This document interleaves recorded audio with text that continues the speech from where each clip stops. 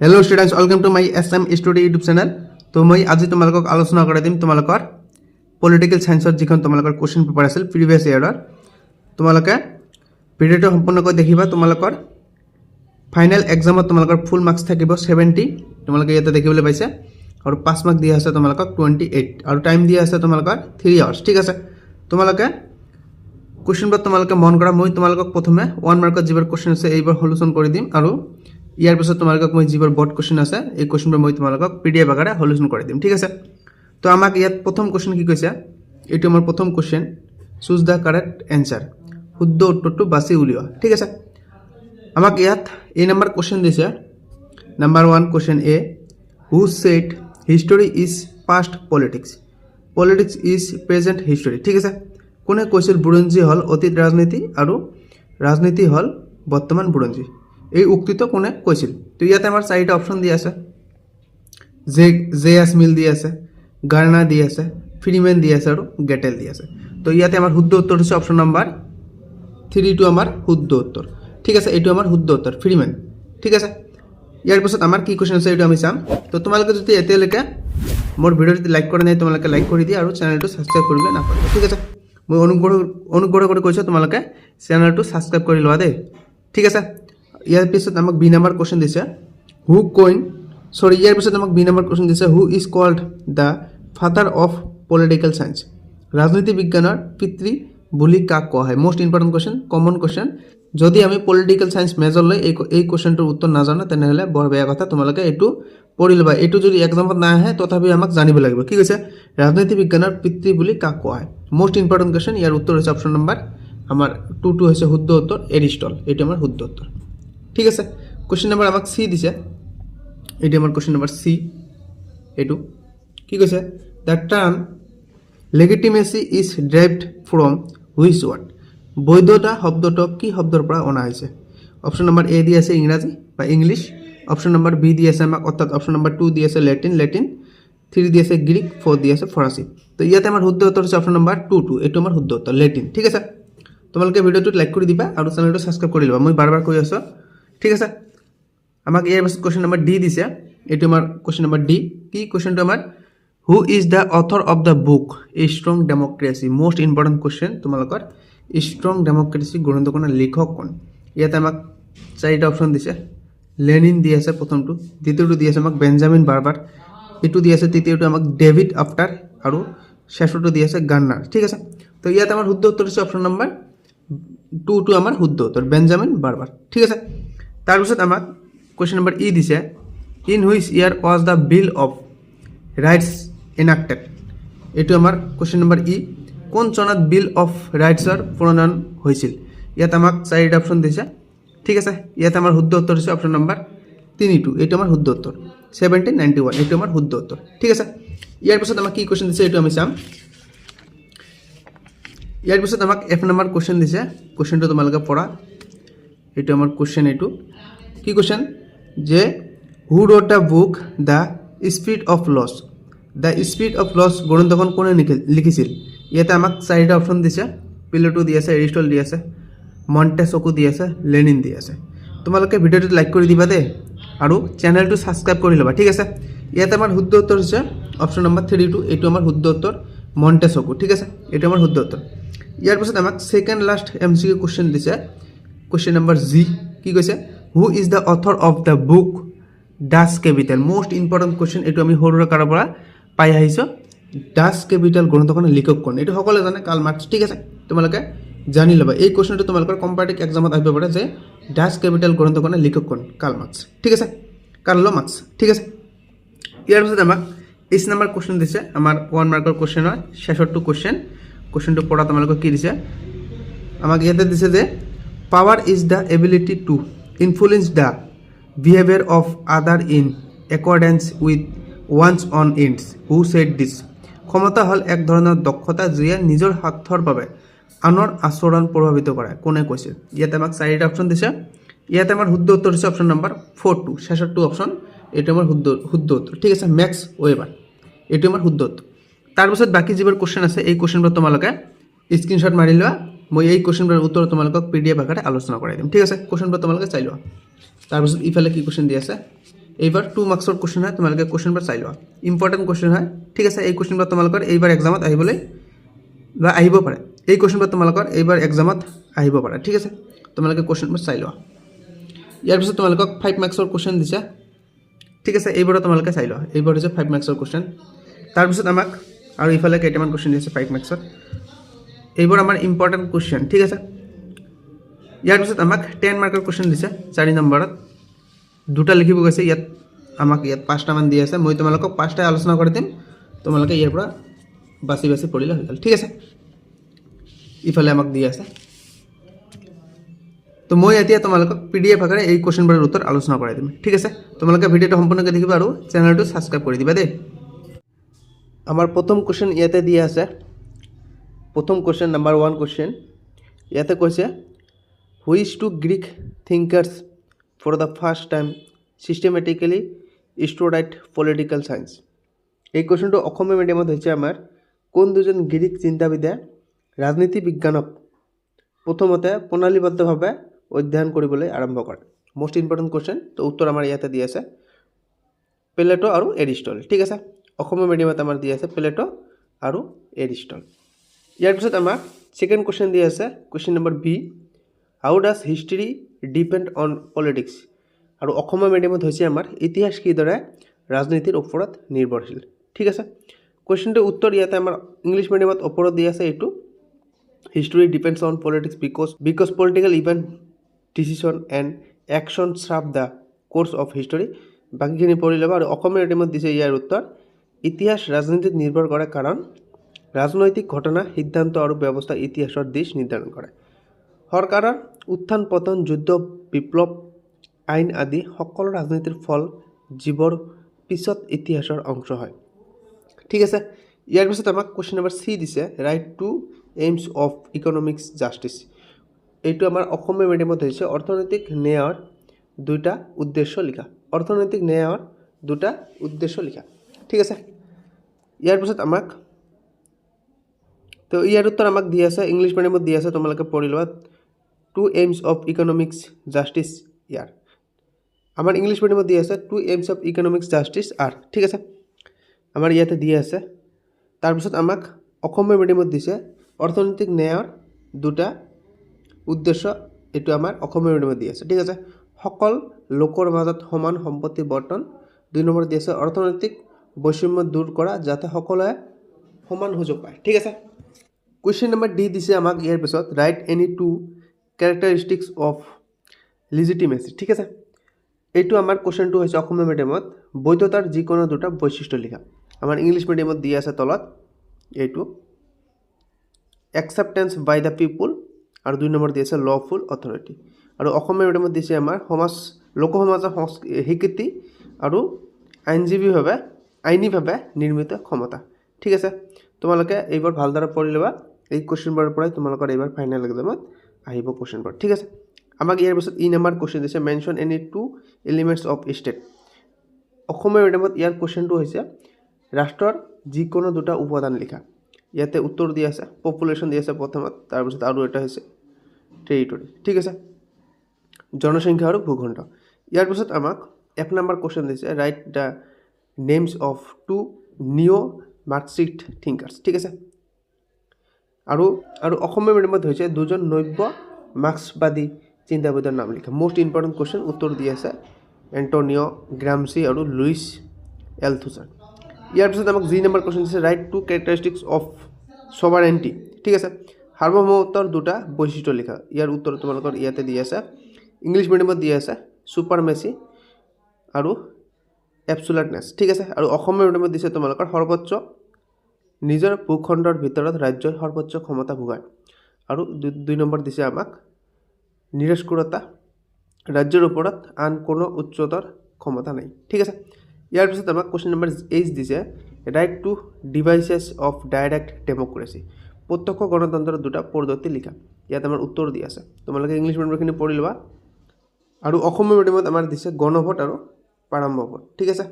ইয়াৰ পিছত আমাক 3 number question দিছে, answer the following short notes any 6 কৈছে। মই তোমালোকক গোটেই কুৱেশ্যনবোৰৰ উত্তৰ আলোচনা কৰাই দিম। প্ৰথম কুৱেশ্যন কৈছে আমাক নেচাৰ অফ পলিটিকেল চায়েন্স, ৰাজনীতি বিজ্ঞানৰ প্ৰকৃতি উল্লেখ কৰা। ইংলিছ মিডিয়ামৰখিনি তোমালোকৰ ইয়াতে দি আছে, এইটো তোমালোকে পঢ়ি ল'বা।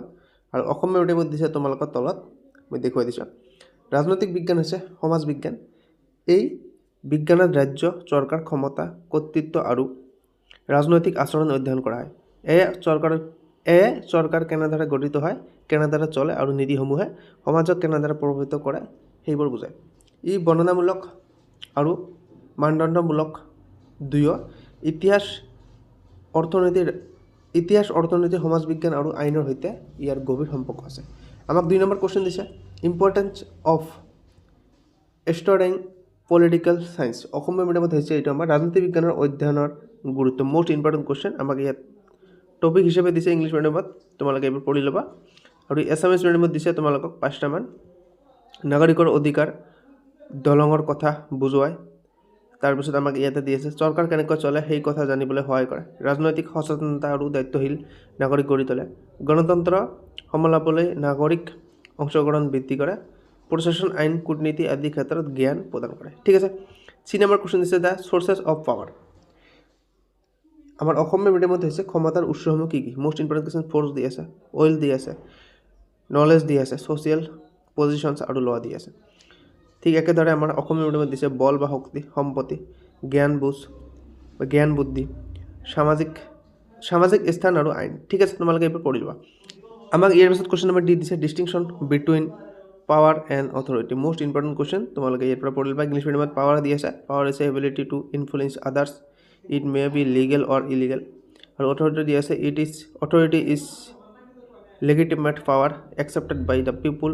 ইয়াত তোমালোকৰ আৰু দি আছে power can use force, authority does not require force, authority comes from law and consent, power may come from force, money or status. ঠিক আছে। আৰু অসমীয়া মিডিয়ামত দি আছে ক্ষমতা দি আছে, ক্ষমতা হৈছে আনক প্ৰভাৱিত কৰাৰ সামৰ্থ্য, ই আইনসন্মত আৰু বেআইনী দুয়ো হ'ব পাৰে। অথৰিটি দি আছে কৰ্তৃত্ব হৈছে আইনসন্মত ক্ষমতা যাক জনগণে যাক মানি চলে। আৰু বাকীবোৰ তোমালোকে ইয়াৰ পৰা পঢ়ি ল'বা। ঠিক আছে। ইয়াৰ পিছত আমাক ই নম্বৰ কুৱেশ্যন দিছে চিটিজেনশ্বিপ, নাগৰিক। ঠিক আছে, নাগৰিকত্ব, চিটিজেনশ্বিপ, নাগৰিকত্ব। Citizenship mean the legal membership of person in a state. A citizen enjoys civil, political and social rights, the performance duties. বাকীবোৰ তোমালোকে পঢ়ি ল'বা। অসমীয়া মিডিয়ামত দিছে নাগৰিকত্ব মানে এজন ব্যক্তিৰ ৰাজ্যৰ বৈধ সদস্যতা। নাগৰিকে ৰাজনৈতিক আৰু সামাজিক অধিকাৰ উপভোগ কৰে আৰু দায়িত্ব পালন কৰে। আৰু বাকীবোৰ তোমালোকে পঢ়ি ল'বা। ঠিক আছে। আমাক ইয়াৰ পিছত F নম্বৰ কুৱেশ্যন দিছে বেচিক্স। ইয়াৰ পিছত আমাক F নম্বৰ কুৱেশ্যন দিছে basic principles of democracy. Most important question হয়, গণতন্ত্ৰৰ মূল নীতিসমূহ কি কি। ঠিক আছে। আমাক ইংলিছ মিডিয়ামত দিছে পপুলাৰ, ছভাৰেণ্টি, পলিটিকেল ইকুৱেলিটি দি আছে, majority rule and minority rights, free and fair election, rule of law, protection of rights and freedoms. বাকীবোৰ তোমালোকক অসমীয়া মিডিয়ামত দি আছে জনগণেই শেষ ক্ষমতাৰ উৎস, ৰাজনৈতিক ক্ষমতা, সংখ্যাগৰিষ্ঠ শাসন কিন্তু সংখ্যালঘুৰ অধিকাৰ সুৰক্ষা, মুক্ত আৰু সৰ্বজনীন নিৰ্বাচন, আইনৰ শাসন, অধিকাৰ আৰু স্বাধীনতাৰ সুৰক্ষা। ঠিক আছে। Features of classical democracy. Most important question তোমালোকৰ এই কুৱেশ্যনটো আমাৰ অসমীয়া মিডিয়ামত হৈছে ধুৰূপটি গণতন্ত্ৰৰ বৈশিষ্ট্য, ফিচাৰ্ছ অফ ক্লাছিকেল ডেম'ক্ৰেচি। ঠিক আছে। আমাক ইংলিছ মিডিয়ামত দিছে direct participation of citizens, small city states দি আছে। বাকীবোৰ তোমালোকে পঢ়ি ল'বা, বহুতবাৰ আছে তোমালোকৰ। ইয়াৰ পিছত আমাক এছামিছ মিডিয়ামত দিছে নাগৰিকৰ সৰাসৰি অংশগ্ৰহণ, সৰু নগৰ ৰাজ্যসমূহ। বাকীবোৰ তোমালোকে পঢ়ি ল'বা। ঠিক আছে। তোমালোকে ভিডিঅ'টো লাইক কৰি দিবা দেই, মই বাৰ কৈ আছোঁ, তোমালোকে ভিডিঅ'টো লাইক কৰিবা আৰু চেনেলটো ছাবস্ক্ৰাইব কৰি ল'বা। ঠিক আছে, এইটো মোৰ অনুৰোধ। ঠিক আছে। কুৱেশ্যন নম্বৰ H দি আছে দ্য ফেডাৰেল ষ্টেট। এইটো আমাৰ অসমীয়া মিডিয়ামত হৈছে সামন্তীয় ৰাষ্ট্ৰ। ইংলিছ মিডিয়ামত দি আছে federal state is a based on land ownership, the king gives land to lords give protection to peasant. ঠিক আছে। বাকীবোৰ তোমালোকে পঢ়ি ল'বা। ইয়াত আমাৰ অসমীয়া মিডিয়ামত দি আছে, এইটো তোমালোকে ভালদৰে চাই ল'বা। তাৰপিছত আমাক কুৱেশ্যন নম্বৰ I দিছে এলিমেণ্টছ অফ ষ্টেট, ৰাষ্ট্ৰৰ উপাদানসমূহ কি। মোষ্ট ইম্পৰ্টেণ্ট কুৱেশ্যন পপুলেশ্যন দি আছে, টেৰিটৰি দি আছে, গভৰ্ণমেণ্ট দি আছে, ছভাৰেণ্টি দি আছে, জনসংখ্যা, ভূমি, চৰকাৰ আৰু সাৰ্বভৌমত্ব। ঠিক আছে। ইয়াৰ পিছত আমাক 4 নম্বৰ কুৱেশ্যন দিছে, এটা কুৱেশ্যনত আমাৰ 10 মাৰ্ক কৈ দি আছে। তো আমাৰ কুৱেশ্যন টোটাল দি আছে 5টামান, তাৰ পিছত 2টা লিখিব লাগে। মই তোমালোকক 5টাই আলোচনা কৰি দিম, তোমালোকে ধৈৰ্য সহকাৰে ভিডিঅ'টো সম্পূৰ্ণ কৰি দেখিবা। ঠিক আছে। কুৱেশ্যন নম্বৰ আমাক A দিছে, এই কুৱেশ্যনটোত আমাৰ 10 মাৰ্কছ আছে। What is political science, discuss the scope of political science. Asamiya মিডিয়ামত দিছে ৰাজনীতি বিজ্ঞান কাক বোলে, ইয়াৰ পৰিচয় আলোচনা কৰা। তো উত্তৰ আমাৰ ইয়াতে দি আছে ডেফিনেশ্যন অফ পলিটিকেল চায়েন্স, এইটো তোমালোকে ইয়াৰ পৰা পঢ়ি ল'বা। আৰু স্কোপ অফ পলিটিকেল চায়েন্স আমাৰ ইয়াতে এটা এটাকৈ দি আছে, তোমালোকে এইবোৰ চাই ল'বা। Study of state government and its organs, এইবোৰ তোমালোকে পঢ়ি ল'বা। পলিটিকেল থিয়ৰিজ এণ্ড কনচেপ্ট দি আছে, পলিটিকেল ইনষ্টিটিউশ্যন দি আছে। 5 নম্বৰ দি আছে আমাক পাব্লিক এডমিনিষ্ট্ৰেশ্যন দি আছে, 6 নম্বৰ দি আছে, 7 নম্বৰ দি আছে, তোমালোকে এইবাৰ চাই ল'বা। ঠিক আছে, অসমীয়া মিডিয়ামত দিছে তোমালোকক মই দেখুৱাই দিছোঁ। অসমীয়া মিডিয়ামত কুৱেশ্যনটো কি কৈছে, ৰাজনীতি বিজ্ঞান কাক বোলে আৰু ইয়াৰ পৰিচয় সম্পৰ্কে আলোচনা কৰা। তোমালোকে প্ৰথমে ডেফিনেশ্যনটো পঢ়িলা, ৰাজনীতি বিজ্ঞান কাক বোলে, এইটো ইয়াতে দি আছে। সৰুকৈ লিখি লিবা, মই ইয়াত তোমালোকক ডাঙৰকৈ দি দিছোঁ, তোমালোকে সৰুকৈ লিখি লিবা। ঠিক আছে, আৰু ইয়াৰ পৰিচয় তোমালোকক তলত দি আছে, ৰাজনীতি বিজ্ঞানৰ পৰিচয় দি আছে, তলত দি আছে ৰাজ্য অধ্যয়ন দি আছে, চৰকাৰ আৰু ইয়াৰ অংগসমূহ দি আছে। ঠিক আছে, ৰাজনৈতিক তথ্য আৰু ধাৰণা দি আছে, ৰাজনৈতিক প্ৰতিষ্ঠানসমূহ দি আছে, লোক প্ৰশাসন দি আছে।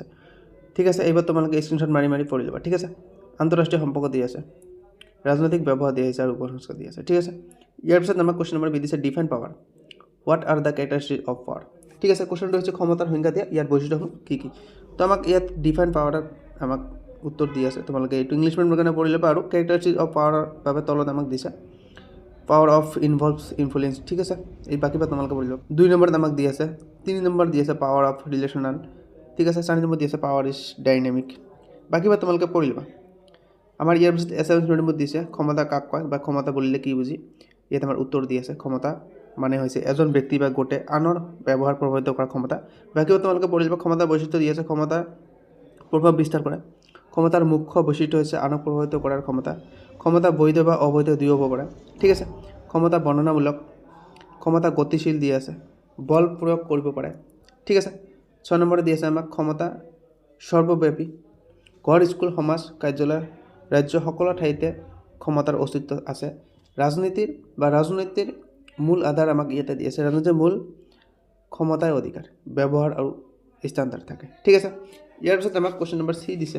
কুৱেশ্যন নম্বৰ চি দিছে ইয়াৰ পিছত what is mean by political rights, explain the political rights of citizens. ঠিক আছে, অসমীয়া মিডিয়ামত ইয়াৰ মিনিংটো হৈছে ৰাজনৈতিক অধিকাৰ মানে কি, নাগৰিকৰ ৰাজনৈতিক অধিকাৰসমূহ ব্যাখ্যা কৰা। মোষ্ট ইম্পৰ্টেণ্ট কুৱেশ্যন আমাক প্ৰথমত দিছে মিনিং অফ পলিটিকেল ৰাইটছ, তোমালোকে পঢ়িবা। Political rights R those rights, political rights R those rights which allow citizens to take part in the political life of A country.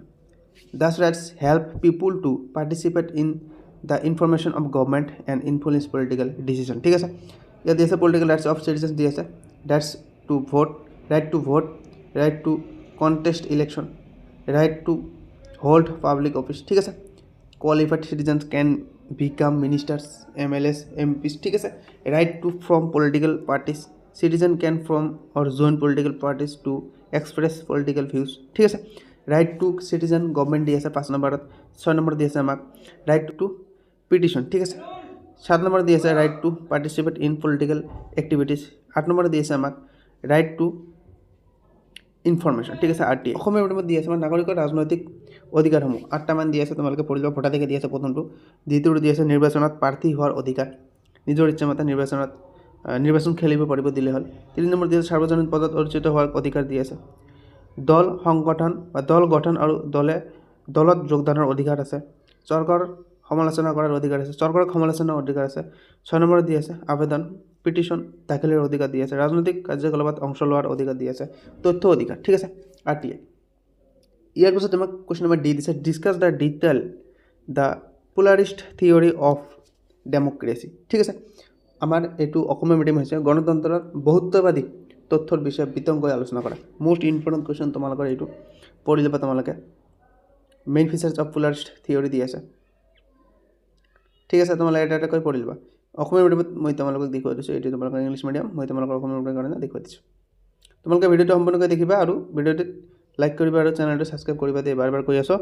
ইয়াৰ মূল বৈশিষ্ট্য দিছে তোমালোকৰ ক্ষমতাৰ বিস্তাৰ দি আছে, কোনো এটা গোটৰ আধিপত্য নাই, এইটো দি আছে। 3 নম্বৰ দি আছে গোটসমূহৰ মাজত প্ৰতিযোগিতা দি আছে। 4 নম্বৰ দি আছে চৰকাৰ মধ্যস্থতা কৰে। ঠিক আছে, 5 নম্বৰ দি আছে আমাৰ জনমতৰ গুৰুত্ব।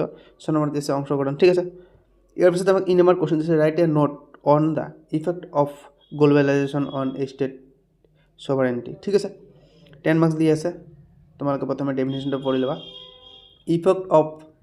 Effect on state sovereignty. ঠিক আছে, তোমালোকে পঢ়ি ল'বা। ইকনমিক্স ডিপেণ্ডেঞ্চ দি আছে, role of MNCs, international organisations দি আছে, loss of border control, positive impact দি আছে। তোমালোকে পঢ়ি যাবা, অসমীয়া মিডিয়ামত দি আছে।